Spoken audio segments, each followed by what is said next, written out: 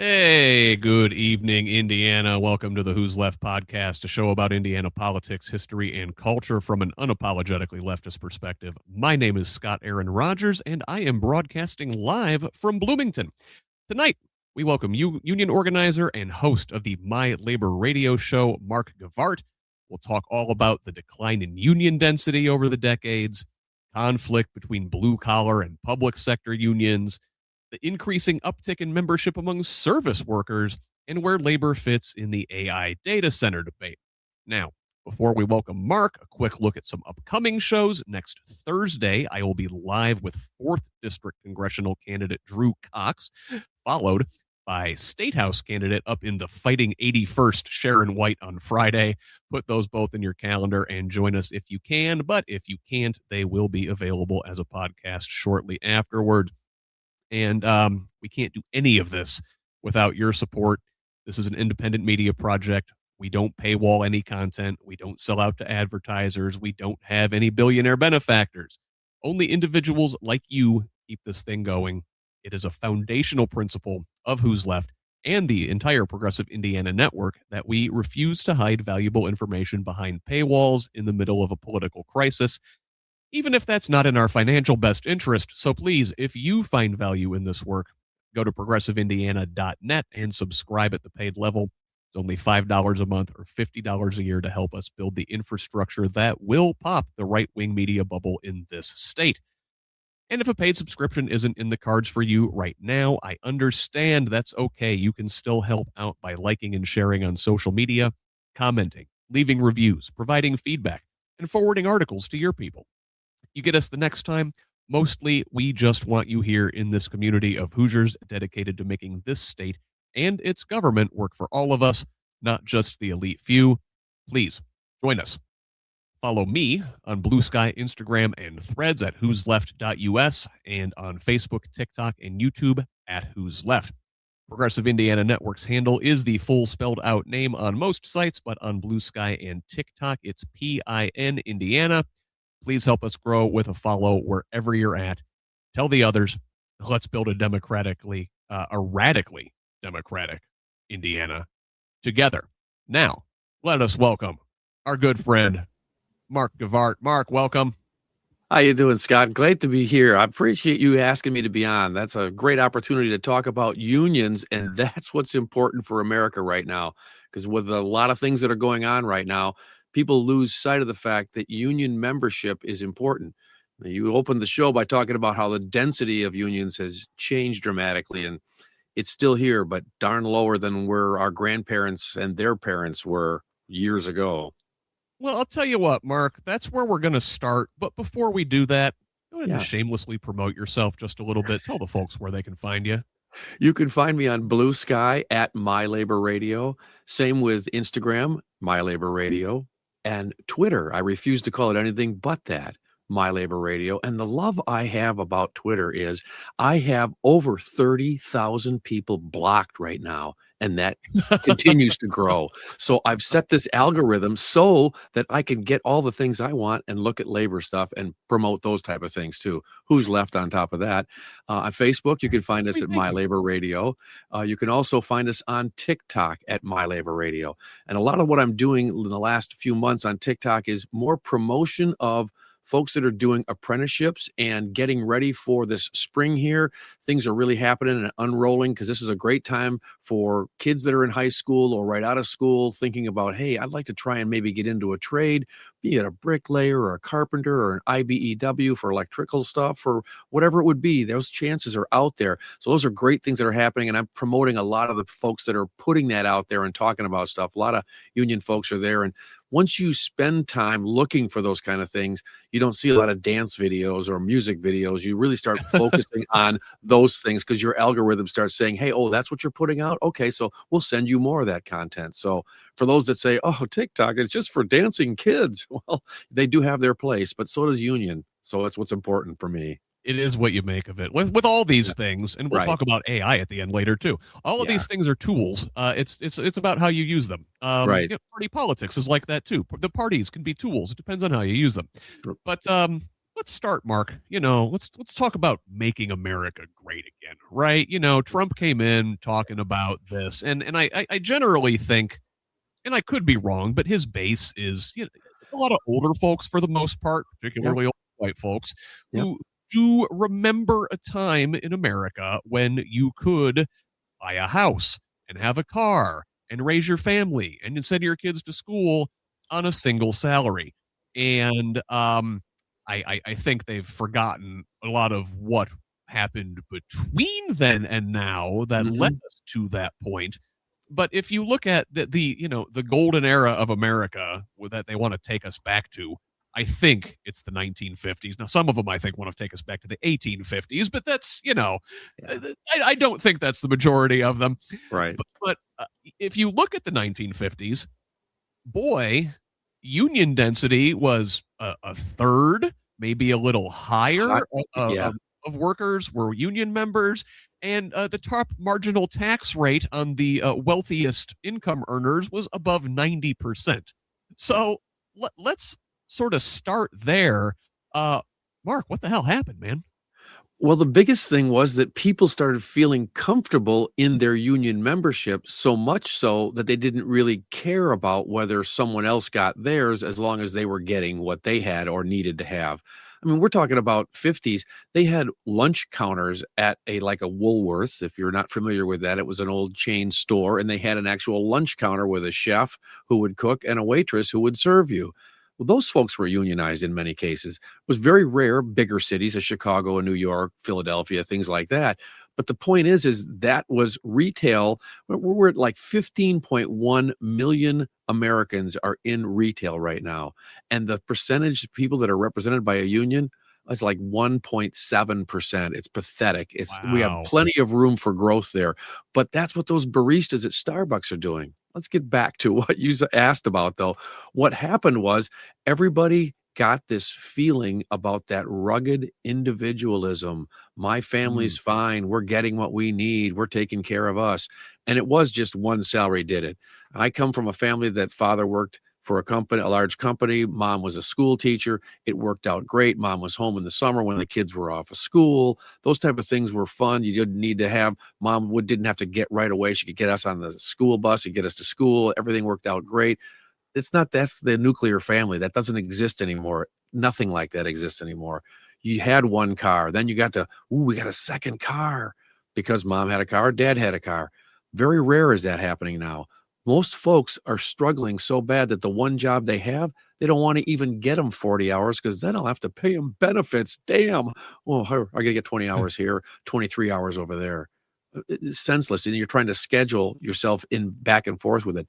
Not to mention, let's talk about both parties who haven't raised the minimum wage since 2009. 725? No. And I'm still pissed off that all these people that work at restaurants are still at 213. Come on. Oh How do my you get God. anywhere? It's a pathetic situation. It's a Relying on travesty. tips. You can't make anything work. The unfortunate part too is people don't even see it until you are unemployed by no fault of your own. And once you're unemployed, the state of Indiana is the worst at getting you your unemployment. They set it up to say, oh, we've got fraudulent things going on. They love to say that, whether it's voting or getting Oh yeah. unemployment money. There's fraudulent things. We got to stop the fraud. Well, the fraud's being perpetrated by the people who are running these companies and taking money on my back and yours and everybody else's and paying into this system. But then the state just holds the money. You're going to get $350 a week. Are you kidding me? You can't even put gas in a car and eat anything. Mm-mm. You're certainly not going to make rent on something like that. Somehow they think that you can't wait for your unemployment so you can just sit around and do nothing. Doesn't Right. exist. It doesn't exist. That's their fantasy world. So we're in this fantasy world that plenty of people vote based on that because you talked about if someone's comfortable and had this job for 20 years and never had to suffer and just keeps going to work and I get a paycheck and everything's fine. I don't have to worry about everybody else over here. Well, those people need to figure it out. Those people need to get a job like I got. There's so few of those jobs. That's the problem. We got a lot of work to do to make America great again. It comes back to taxing people that deserve to be taxed that way and can still live a great, lavish life, but take care of the working class. And we have missed that. the Democrats are trying their damnedest, but let me tell you, these Republicans are taking rights away as fast as they can get back to legislation to try and do it again. And this most recent session in Indianapolis is already showing us that. Ain't that the truth? So, I think a lot of the attacks on unions sort of began. I mean, listen, they were always there. The bosses never liked the unions. Yeah. But in the 1970s, when the economy wasn't doing so hot, I think the bosses, blamed the extravagant union contracts, right? Never mind that the entire economy was like built on a house of cards propped up on cheap foreign oil, and when that went away with the founding of OPEC, it was like, okay, here is an opportunity, a crisis to exploit, where we can break the backs of these unions, and it happened. Right. I mean, over time, but if you look at the end of the long 70s and just a decade of stagnation in the economy, yep, here comes old Ronald Reagan. Oh, he's going to save a lot the of promises, right? And a lot of folks, union folks, bought into that. You hear of the Reagan Democrat, right? I hate that term, but it was real. It's real. It was white working class folks who oftentimes were unionized, bought into what Reagan was selling, and then he turned right around and broke the backs of the unions, didn't he? Yeah, immediately. In fact, because within the first year, 2 years he was there in his first term, early 80s, the PATCO strike, which is the air traffic controllers. Now, government unions are handled a little bit differently, where you can and can't go on strike type of thing. This situation, these folks were trying to negotiate a deal under the Carter administration. It wasn't a new thing when Reagan got there. Hey, we're going to go on strike now. This was something that had brewed for many years, and they finally said, if we don't take an action here, we'll get nothing. So basically, the Ronald Reagan team came in and said, you'll get nothing, because they were the new negotiators to deal with at that point. Yeah. And as it turns, they went on strike and said, we're going to challenge you. And the first thing he did gave corporate America a huge, big smile end to end on that big table to say, we're loving this. Yes, let's go after the unions. And that's what they did. Enter, of course, two favored nation trading with China and many other things, and Mexico. And, they pushed everything out of here because they decided that manufacturing didn't have to happen here. If we could get it done somewhere else cheaper, there it goes, which is now container ships weren't a thing to the level we see them today back in those days either, because there wasn't that much stuff being imported like that. Cars, vehicles, things like that were coming over here, but not to something to sit on a Walmart shelf or some other store too. So those type of things, we shipped things away. The smallest of things were shipped away, especially textiles. That was the biggest thing to go first. Your socks, your underwear, your shirts, those type of things, blue jeans, all that stuff left to Mexico immediately. And those were all good jobs. Some of them union, plenty of them not, but they were American jobs that were paying for something. They're making somebody's life comfortable in the Carolinas or down south or out in California where they were making Levi's. Send it out of here, get it out of here.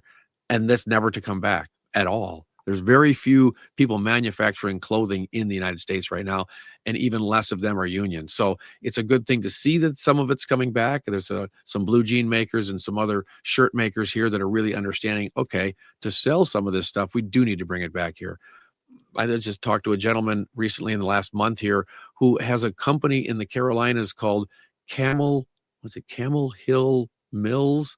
Camel City Mills. I'm sorry, I forget the name of them, but he bought the old looms that made socks and then put them together, cleaned them up, got them operational, and is making socks now in America that hadn't been done in 60 years. It's very cool stuff. So, I mean, there's small little stories, but again, there's so much room for growth to do things here in the United States. And data centers are another thing we're going to talk about a little bit later here probably, but that is a growth thing that's changing. I mean, we're doing great things with the IBEW, putting a whole bunch of people to work. There's people in an apprenticeship program that are learning about the electrical trade right now. As they build these data centers, you need hundreds of people to do that thing. But once it's built and it's humming and causing all kinds of other environmental things at the same time, running 365 days a year all the time, that's employing a hell of a lot less people. We are hitting a flash in the pan right now, which is a good thing because we're going to get some people into the apprenticeship program. Because if you look at how all these trades are running, we have room for growth. There are no genders anymore. These jobs don't have genders. And I have an argument with some older person who says, back in my day, I never worked with a woman and there was no reason for that. They need to do this job or that job. Yeah, that's why nursing's there, okay? Or teaching. That's what everybody seems to keep giving that to them. The issue is, for me, is jobs don't have genders. Let's let the sisters show us what's going on, and they're, to a person, figuring it out quickly. They're doing great work, and it's fun to watch because I listen to some of these guys bitch about it only to turn around and go, you know what? She knows what she's doing. Perfect. You didn't give her a chance, but here we are today. So there's a lot of opportunity in the building trades. There's a lot of opportunity as an operating engineer, running a crane. I mean, it's not just shoveling dirt all the time or pouring cement. There's plenty of good things that are going on, but we have to get ourselves out of our comfort zone to try and do that. I mean, a person that's showing up every day to show up for 2 different jobs somewhere, trying to make ends meet, needs to take a second and think about what they've got and maybe say, hey, maybe if I do go over here and look at this apprenticeship program and see if that's something I could do, give that opportunity a chance. Because, I mean, I have a factory job and I'm lucky with that. And I've done it for many years. That's not what everybody can get into, to walk into that. And then that's getting watered down too, is what we're giving the new hire versus when I was a new hire in the 80s. So it's a long way off. Well, Mark, there's a lot there. Sorry. And no. It's good, but like I want to focus on a couple things, and I think the gender aspect. I was going to ask, why organized labor rank and file union members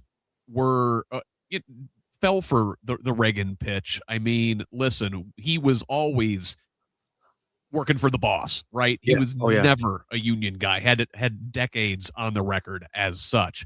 Mm-hmm.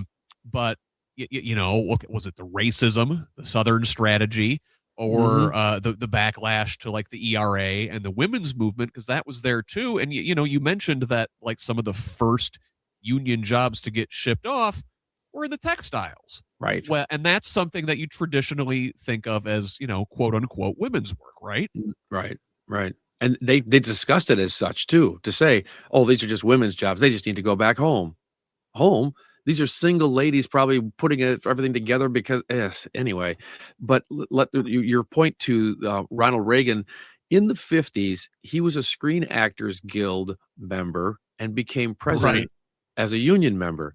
But he was the worst at what he did. And what I mean by that is, as a union person, once you understood what collective bargaining does, the contract and the language, you've wrestled through that, because when you're in a leadership position like he was in the 50s, he was down there hammering out these agreements, talking to the millionaires about how they're going to compensate these people and what language we're going to have for it. Well, fast forward to him being the guy, the president. The last thing he was going to do was do anything for working folks, because that wasn't who he was beholden to. He was beholden to the millionaires who put money in his hands so he could be on one of 3 TV channels back in those days in the 70s. Those 3 channels were the way that they communicated to America. You saw the 5 o'clock news with a Ronald Reagan piece at 15 minutes into the news. And then at 5:30, you'd see another Ronald Reagan piece and think, golly, we got to vote for him. He's going to be great. And he had the flag waving behind him and all those glorious things he was going to do for America. What he was doing was taking care of that small group of people who, again, the GOP is locked onto and stayed with all the time. I think the biggest thing that Reagan has done for us was to drop the fairness doctrine. Now, let's say that, because to understand that a little bit, there were 3 channels at the time. It was ABC, NBC, CBS. Those 3 channels were in competition with each other. That was it. So there's a big pie for viewership, and you could pretty much put it in 3 slices, depending on what your favorite show was on Saturday or Sunday or Friday night, and that's where you got your viewers. The big thing that changed was once that fairness doctrine was dropped, and let's explain that for a second. Fairness doctrine allowed that if you had Mark on talking about labor unions, you had to also allow on the TV channel an opposing view in the same 2 or 3 minutes to make sure that that was done. Once that was erased and taken out of the system, there was nothing. It was free for all. And that birthed CNN and others like that, those cable news networks, and then expanded your cable provider. And this thing kind of blew up quickly. But what people miss is That was the birth of Rush Limbaugh and every other cheap knockoff guy here in Fort Wayne or in Right. Bloomington or somewhere It else. wasn't just TV, it was radio too. It was Yeah. radio too. And so once that happened, you brought hate radio. So if you're driving to work or you drive a truck every day and all you do is listen to this guy for 3.5 hours, grind on about how horrible labor unions are, how bad union teachers are, you think you might be onto something here. I don't know. Strictly an opinion, not based in fact. And that was the difference. You left news and now you went to opinion. And that opinion was anti-worker, anti-union. What people didn't understand at the time, the worker went to work and clocked in, did his job as a union member, but was listening to this and learning and then passing on to spouse and or children. Hey, you know what? These guys they're all crooked. And sure enough, some union guy is dirty and they have to send him to jail.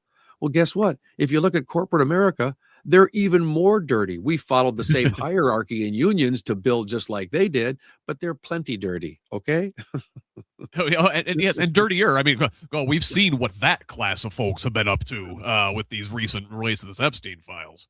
Couldn't say it better myself, sir. With the the end of the fairness doctrine and the rise of right-wing hate radio, right? I Rush, like you described the radicalization of my own father. Totally.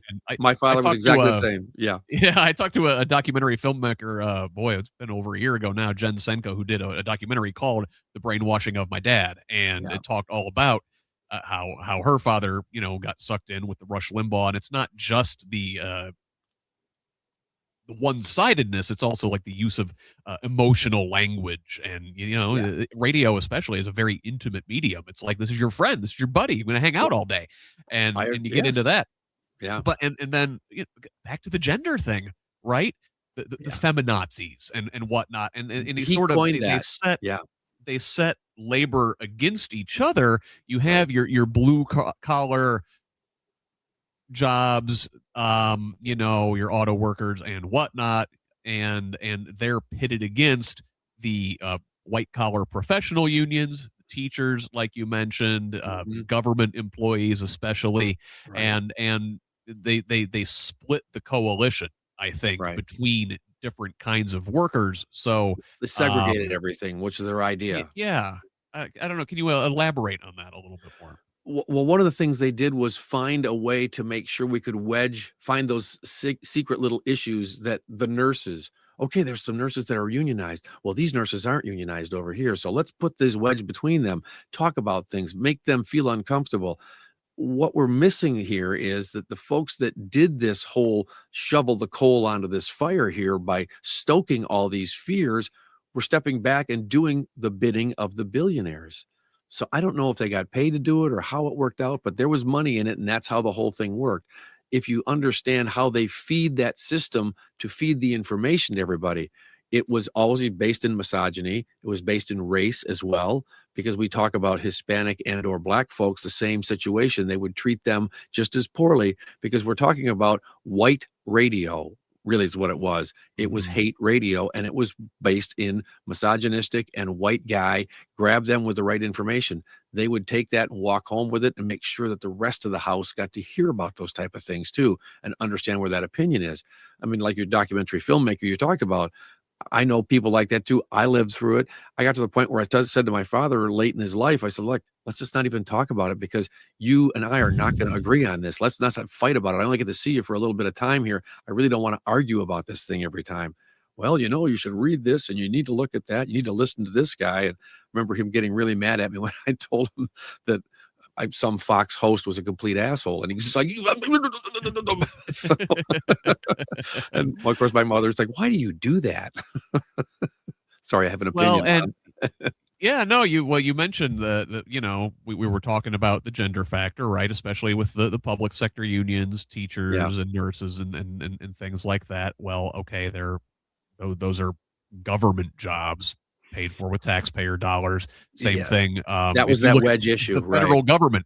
The federal government was like the largest employer of African American folks in this country. Yes, and they were professional people.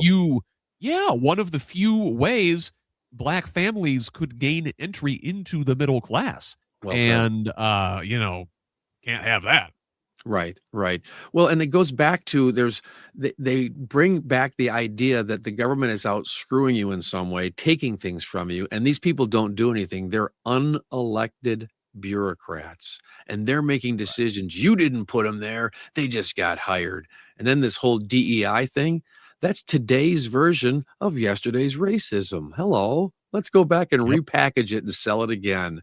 So here we are, but that's an anti-worker sentiment, is what it is. I mean, for what it's bare, if you rip it apart and look at it, that's really the bare bones of it, is they try their best to make sure that they can pit all the workers against each other. What do we do as labor unions? Solidarity, bring people together, common good for that bargaining unit, that group. We work together to do those kind of things. One of the things, I've been on strike a few times in my life, and I've been to many strike lines in support of Teamsters, teachers, whoever it would be. And every time you're there, you understand the solidarity that those people feel. And that's what the boss and the boss above them cannot stand, is the people enjoying themselves, having a good time, making sure that they're getting their message sent while their bargainers are at the table, getting them an agreement that they could be comfortable with and vote yes to. That's what they don't understand. Those managers will never get that feeling and understand that feeling. And the managers above those folks that are at the table or having someone, their attorney at the table negotiating, tell them, hey, don't give them this, don't give them that. In the end, they have to, or they can't get an agreement. And they're really saying that labor is trying to ruin me. No, labor is an expense. Companies always say that. That's the first thing they talk about is, well, let's talk about labor. Well, labor is costing us a lot of money. You wouldn't be in the position to even question what labor is doing if you didn't have them. You have to have them to make your millions. This is how it works. Compensation, fair compensation, doesn't happen because the bigger that boss's paycheck gets, he wants to make sure it stays or grows. I don't think my folks down here working are going to get that. I've talked to several employers in my time living here in Indiana, and they say, you know what? I don't need a union. My guys don't need a union. I take good care of them. Well, what they did was there was a union wage, and they come in right below it here to keep that union out. That was their goal. So unions set a standard, and that standard set in whatever community you're in is what we follow it with. I had an argument at the credit union with a sister behind the counter. She goes, looks like somebody's a little greedy. And I said, really? Hold on a moment. So I went, after I was done with my transaction, I went over and talked to the manager. I said, look, I'm not asking her to be fired or anything like that. I'm just pissed off that that would happen. I'm going to consider taking my money out of here, the mortgage, the things like that, because this is how I'm going to be treated. Now, she was apologetic the next time I came in and I guess he said something to her. I don't know what it was. And I said, you don't have to apologize. I'm just hoping that was a learning experience for you as it was for me, because you can say that. That's your opinion. I agree. This is America. I don't mind you saying it to me, but I'm going to ask that someone talk to you about it, because I was pissed that would be a thing that you carry around, and you want to just say that right here. The wage you make here, you should be unionized too.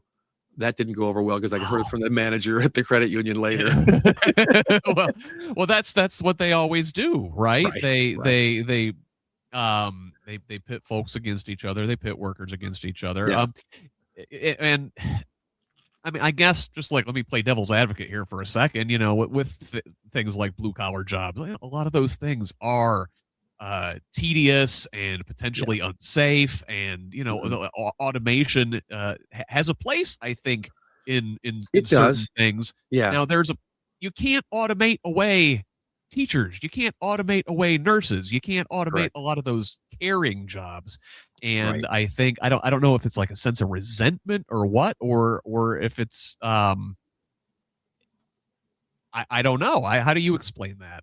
Well, there's a mindlessness to a lot of manufacturing jobs. If you're especially in an assembly line position where every minute you got to just keep doing that same task. Horn blows, you get to stop. Oh, horn blew again. I got to go back to work. Your body, your mind, everything's in there. You should be compensated for what you do to your body, your mind through all that.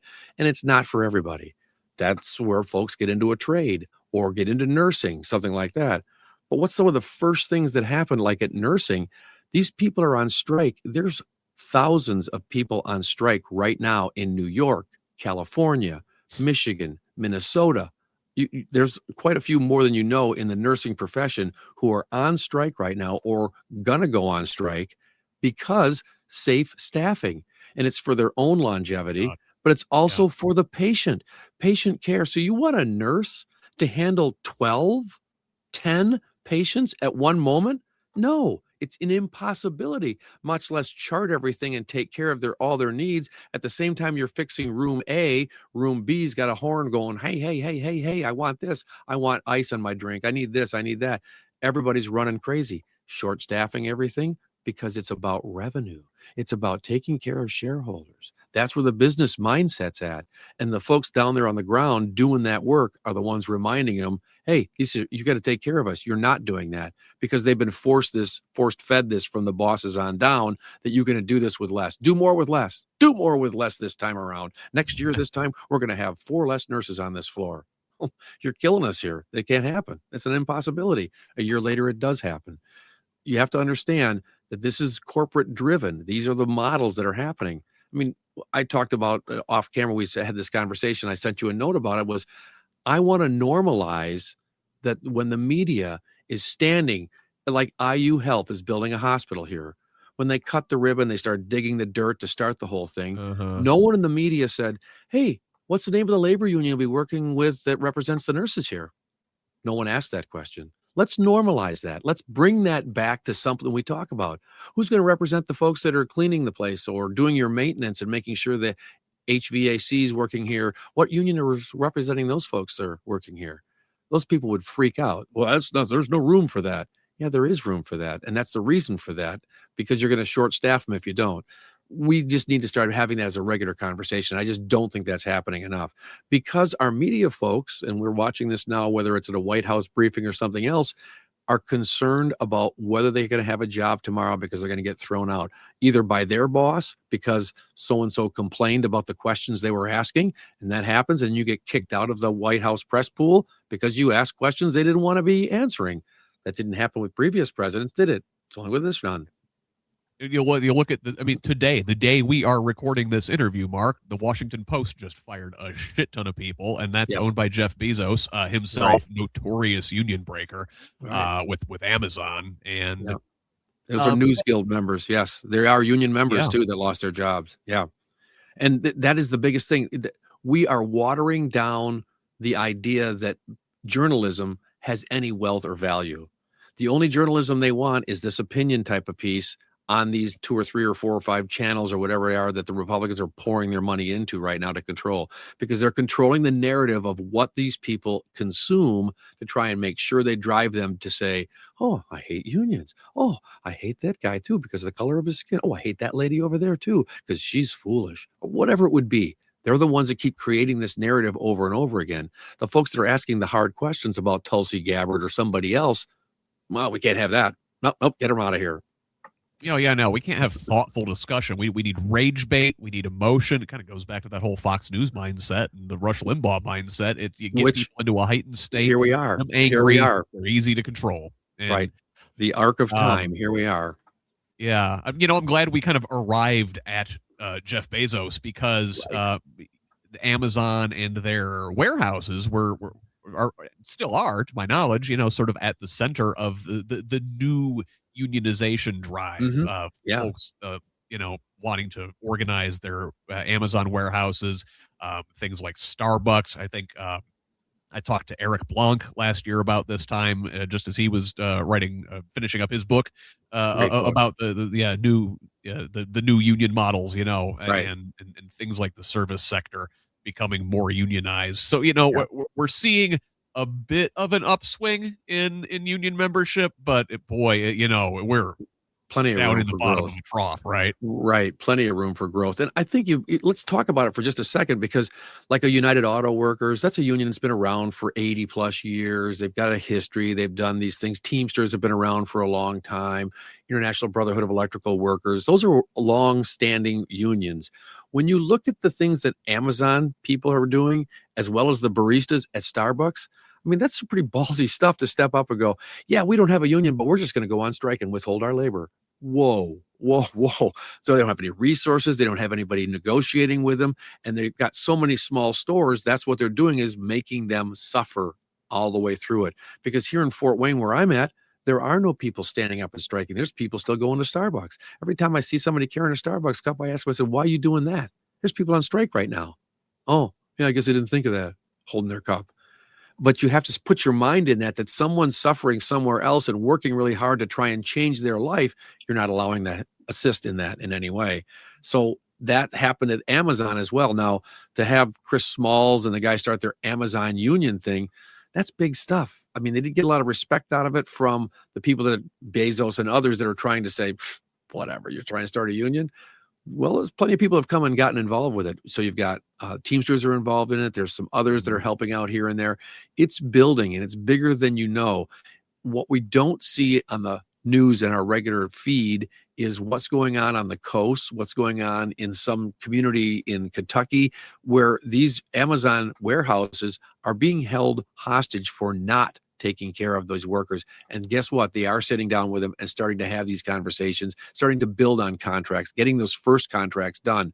Tough way to go, but that's where people are at right now. There's a fight going on.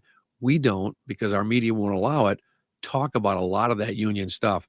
There are plenty of magazines. There's plenty of independent writers who are out there chasing that, but you have to step into it and figure it out as to where that stuff's available to even find it, to consume it. It's just not on your channel changer just as fast as it is.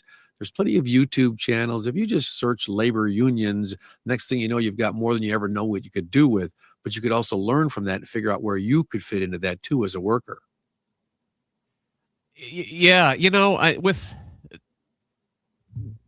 with the Amazon warehouses, and they're dispersed. They're all over the place. They're everywhere. Starbucks, they're little stores all over the place. They're by everywhere. Design, it's a lot harder.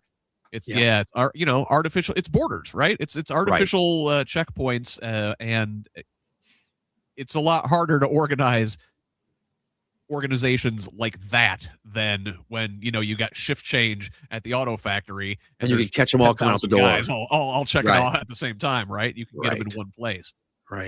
Right. And that changed the dynamic of organizing as a whole, because you were stuck with trying to make sure the folks in New Mexico understood what was going on in Columbus, Ohio. And, it's a different time now. The internet has created opportunities for us to have kind of great conversations and start meeting and understanding who's who, which has really helped those baristas at Starbucks to, really the Starbucks model is built. So you've really got 20 people who work at a store that's really not that big, and that's just, there could be 3 or 4 or 5 of them in your town. So the fact that you could get that to happen in Buffalo, New York, and kind of grow from there too. Baristas versus the Billionaire is a movie that's out now, is a documentary about all the things that have happened and what's transpired to where they are today. That's an interesting watch too.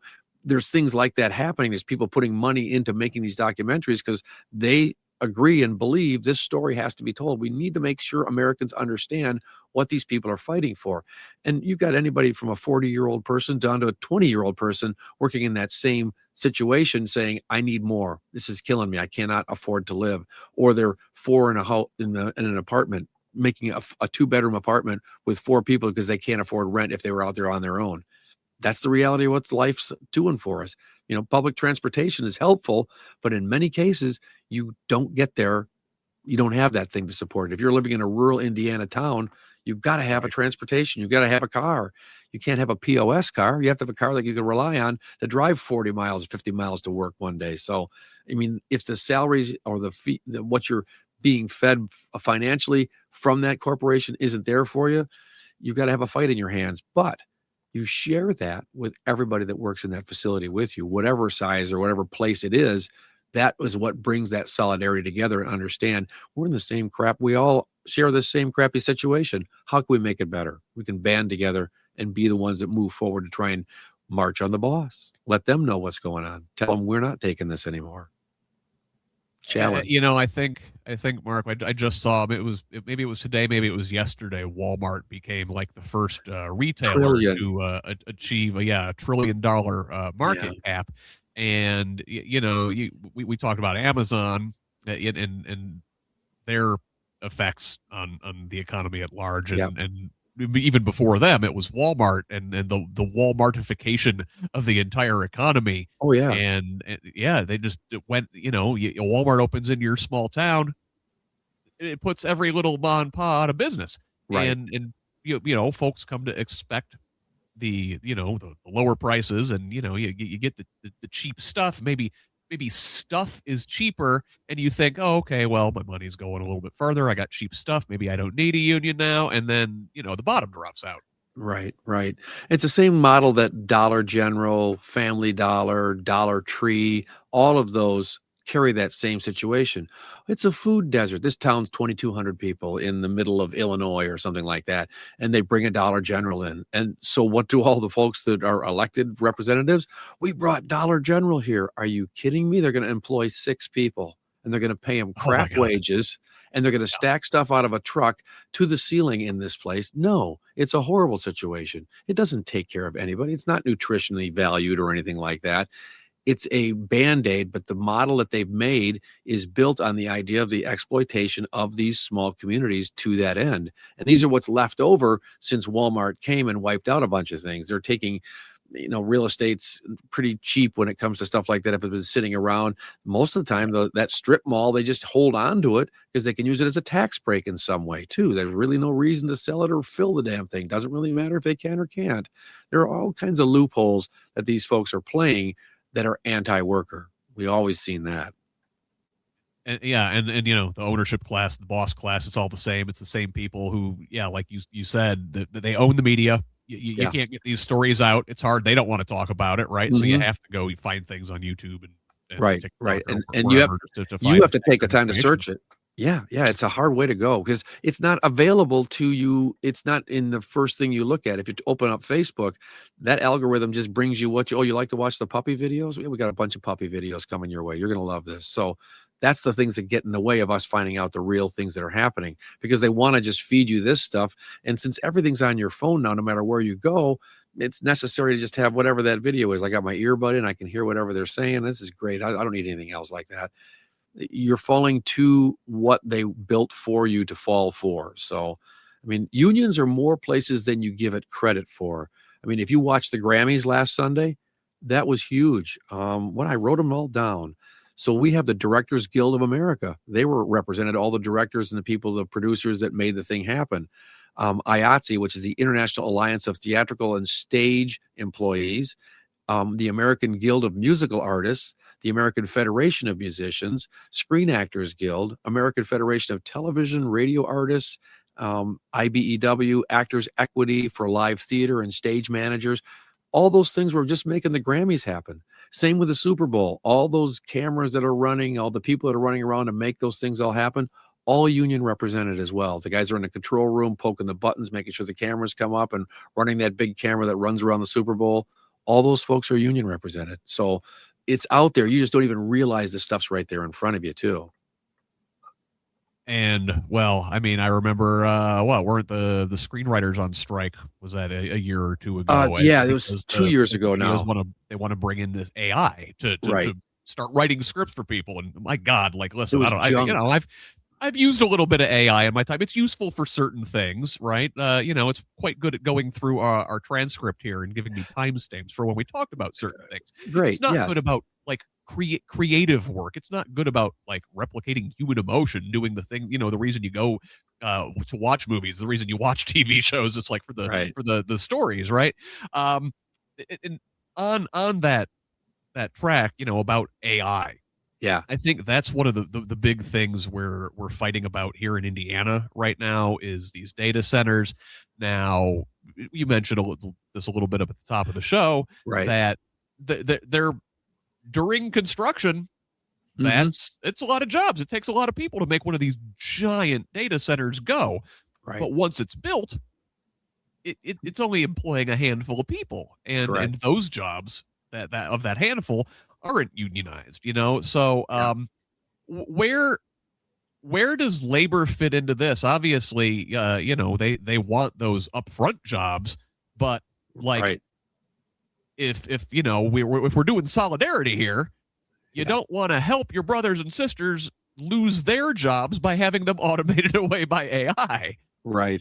I think you're going to see as time goes on, because I listen to people say, well, AI is a little sloppy now, but it's evolving. It's going to get so good. That's like just saying the cyber organism, robot things is going to come in and, they don't march very well now, but we'll have a marching in line shooting guns. It's going to be awesome. They're going to be great. We're going to have a whole army of these machines.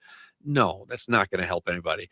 My point is that the biggest thing for us is to understand where this AI fits. There are some small little helpful things. Corporate America right now is hanging their hat on AI replacing everybody. There's accountants, people that are actuaries and numbers folks. They're just saying, well, we just pour the numbers into this machine here and it gives us all our answers. Yeah, you still need people to do the things that those folks have always done. They somehow thought that they were going to wipe out all the folks in the VA, Social Security offices, things like that, because we're just going to automate all that stuff. You don't need to do that. There's still a need for those people touching and working with the folks. When I say touching, sitting at a desk, talking to you about what your options are for when you retire, what your needs are for your VA situation. You can't just cut these things wholeheartedly and say, this is going to make America great again. It isn't. I mean, if there's any group of people in the last 12 months who've laid off more people, it's the party in charge right now. How about the state of Indiana? Same situation. We're not helping our workers by the work that they're doing at the State House right now. They're taking another axe to something. You just don't know what it is yet. You'll hear about it later on when July 2nd rolls around and this legislation takes effect, and you realize, what? Too late now. You didn't call back in the beginning. So getting back to your first question, where does AI fit into this? It's going to be very interesting because we're in that situation of right now, we're building the data centers. We got to have all these folks to do it. While that's happening, pipe fitters, millwrights, iron workers, electrical workers are aging out. There's a lot of people every day turning 65 years old. We need people that are 30 and 40 and 20 to come in to take these roles, which is dealing with an apprenticeship, at least 4 to 5 years in many cases, to get to where you understand what it is those journey persons do. They'll mentor you, they'll get you there, but you still have to have them. So this surge of folks retiring is creating great opportunities for apprenticeships in any of the building trades and others, because data centers are here to stay, like it or hate it. The unfortunate part, there's unknown environmental issues we don't know about yet. There's noise pollution, things that we haven't really conquered yet. But the things that are happening right now, where there's stories that can be told and they're not widely told about those things, we have to try and figure out how labor plays into that, because we're standing on the precipice of something really ugly if it goes the wrong way, because you're not going to keep all those people you just trained employed if there isn't a job for them to go to or something else to build or to work on. So we've got to make sure we're taking those steps. I mean, the AFL-CIO is a labor federation, which is an umbrella organization that has multiple unions underneath it. And that's one of the biggest things and one of the biggest challenges they're facing in this year here. I listened to them talk about it last year. As we go into this year, these are the things we have to tackle, because that's the first thing they want to do, is replace all your reporters with AI. And you just say, hey, write me a story about Scott Aaron Rodgers and then they search the internet and find everything they can on you, and then they write their story. It's crap. That story's crap. It's no feeling. There's no life in it. And they didn't talk to you about it. They just took whatever they found in a far out of the way place of something you wrote in 1993, and there it is still on the internet or whatever it would be. So we have a lot of people having that discussion, but we're still in uncharted territory, which is frustrating, because we want to say, oh, we got a handle on this. Well, we'd like to say that, but we don't really. We really have a bunch of unanswered questions right now.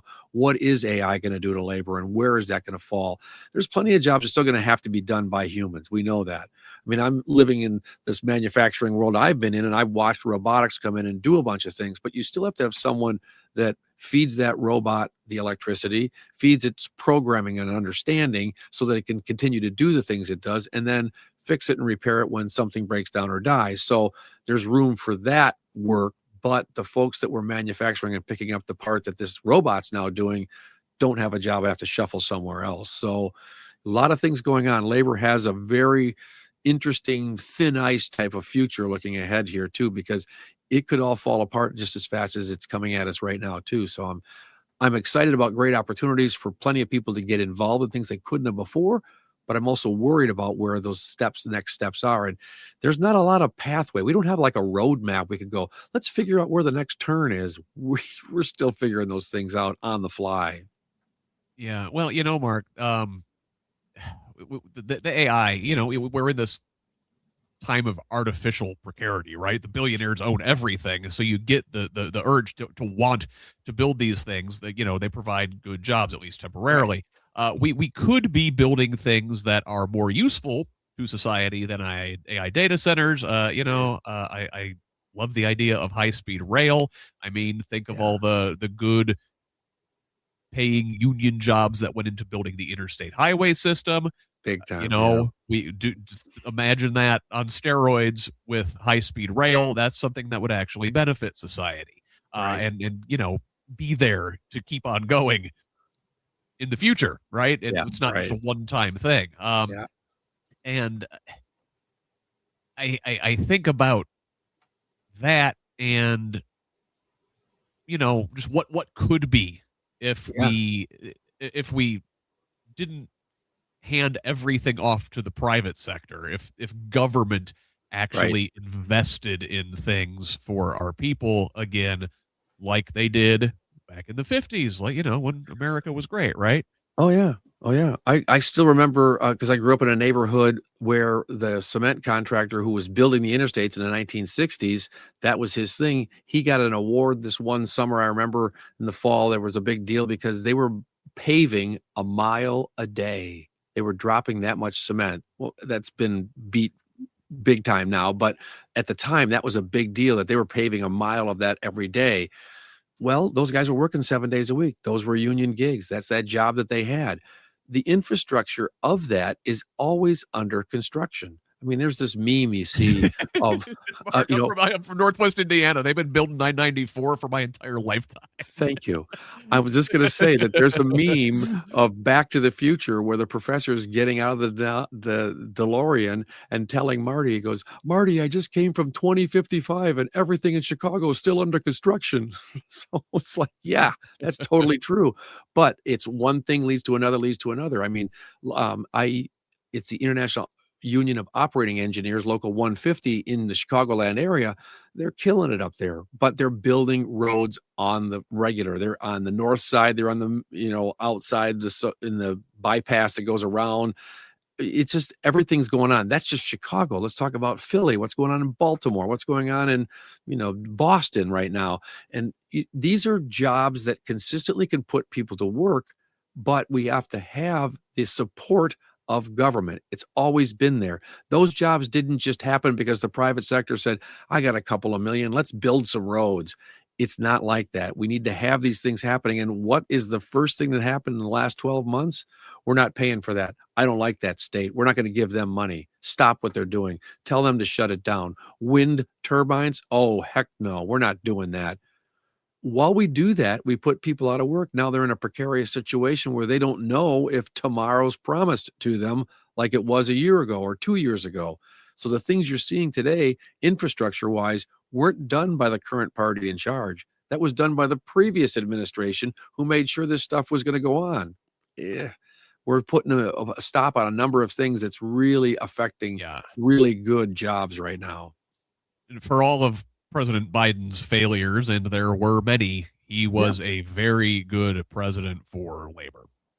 And making infrastructure things happen, because those things snowball. There are people who have companies today because someone came to the community and started building things, which provided an opportunity for this smaller company to start over here. I mean, I've talked to a couple different electricians in my life who talked about the apprenticeship they did. They spent 20 years working in the industry. Then they formed their own company and went out and started doing specialty things and were able to employ 2 or 3 other people with a van full of tools. Wonderful. Those are the kind of things that America's been built on. But if you break it down to where we are today, we're shunning all that now. We're telling you, no, we don't need any of that stuff. Well, the private sector will take care of everything. It can't. It's not built for that. We do have to have, that was a bread and butter item, which was being those construction people, fixing those things, building those things, being innovative and figuring out how we can get this done. How do you build that bridge? I mean, that Gordie Howe bridge they built there north up to between Detroit and Ontario, Canada. When that thing came together, it was just amazing to watch what that thing did in just a 4-year span. They put that thing together. That wasn't just because Ontario decided, hey, we got some money. What do you got, Michigan? That thing happened because of federal monies that were put on the table for that even thing to even start. So that's where we're not at right now. People talk infrastructure, they just don't deliver the legislation to support it. Yeah. So, Mark, we got less than 5 minutes left. I did want to. Somebody asked a very interesting question in the chat, and I hope you can, just take two or 3 minutes to answer it before we got to wrap up. But Mysteria asks, from your perspective, what policies or bargaining strategies are most urgent for unions to adopt so workers aren't left behind in an AI-driven economy? The first things first are making sure that the folks that are doing anything that's going to be impacted by AI, and that's still dicey to say, what is that? What's coming at me? If you're manufacturing something, you're putting, part A into part B into part C, and then hand it to somebody else who continues down the alphabet to figure out how to put it all together. Those things are still tedious little things that have to be done by hand. You can't really allow a robot to do those kind of things. Legislation is happening to free up anybody to try and stop them from doing what they want. They want to give the freedom to do whatever. Like we're talking about that in the State House right now, saying, hey, you can build whatever you want on this property. We don't even care if it's an oil dump or you don't want to dig a big hole and pour chemicals into it. You can do whatever you want. We just don't need to worry about the EPA or anything else. At the same time, folks are working in a situation where it's nursing. You're still going to have those nurses understanding and dealing with those patients. So AI isn't going to come take those jobs. Those are still there. The biggest thing we have to do is make sure that when we're talking about this stuff, that we do band together to get a union, to bring that union in, to put it in black and white on paper, to have a contract with a beginning and an end to it that gives you these opportunities and you're protected by that. That's the hardest part about it. We say we build solidarity by making sure that the workplace has a collective bargaining agreement. Those are wonderful things. Collective bargaining is an important piece of everybody's workplace because millionaires are dealing with collective bargaining. Why? Yeah. Baseball players, basketball players, the football players, any of these pro sports, the Indy Fuel, the Fort Wayne Comets, East Coast Hockey League, that's minor hockey league. They had union representation. They had 2 days off in December this last year because they went on strike, shut down games. Guess who came to the table real quick? All the owners and all the people with the money. And they made sure that they did meet all those requirements. So people can benefit from that, but you have to take a hard stand. And that's the toughest place to be because you think about, well, I've got my kid in school. I've got all these bills I got to pay and I'm going to go on strike. What the heck? How do I do that? It's a stressful situation. But when you band together, you all share that solidarity. It's easy to say, but once you're into it, you'll get that feeling, you'll understand it. And the backside of it is when you come out of all that, you have that collective bargaining agreement. You see what you gained from it. That's the stepping stone to bigger things down the road too in the future. These businesses can afford it. Don't let them tell you they can't. They can. They just decided to take the pie and give you this sliver. At the same time, they're taking care of somebody over here who's going on vacation on the back of you, the work you did. They can't do it without us. Mark, Correct. So great to have you. Always a wealth of knowledge. Love having you around. It had been entirely too long. Let's do some more stuff together in the future. One last time before we got to run, where can the folks find you? You can find me anywhere. Just search My Labor Radio for the podcast. It's MY Labor Radio. And you'd say, why would you choose a name like that? Because it was available. That's why I got the website, My Labor Radio. So I chose that because all the labor radios were taken at .com, .anything. So stick around. You can find me anywhere. Just search My Labor Radio on all of the socials. I'm out there too, My Labor Radio. Send me a note. Tell me you're out there. We'd love to talk. Thank you, Mark. Great to have you. Listen, hey, maybe sometime you can stop by on a Sunday morning for Who's Left This Week. We stream that live every Sunday morning on YouTube, Facebook, and of course at the new progressiveindiana.net. It is Indiana's most thorough weekend news and politics talk show. It is a lot of fun if you can call following the news in this timeline fun. My panel and I every week go around the corn to cover all of the week's top Indiana news, and we look at international and U.S. stories through a Hoosier lens. I hope to see all of our folks there in the comments section, but if you can't make it, it will be available for download later Sunday afternoon. Thanks once again to Mark for this interview, and thank you for being here with us. One last reminder to please consider supporting Who's Left and the wider Progressive Indiana Network with a paid subscription if you're able. This independent media project relies solely on the generosity of kind patrons like you to make this information available for free to everybody. Again, that's at progressiveindiana.net. We could also really use a follow on social media at Progressive Indiana Network on most of them. It is at PIN Indiana on Blue Sky and TikTok, where you don't get that many characters. You can find me online at Who's Left on most of your social media sites. DM me anywhere with feedback, tips, ideas, and concerns, or you can email me at scott@whosleft.us. Finally, please forward this show to a friend and have them pass it on too. Let's keep building this project and a truly democratic state, one conversation at a time. Until the next one, this has been the Who's Left podcast. I'm Scott Aaron Rogers. Love each other, Indiana.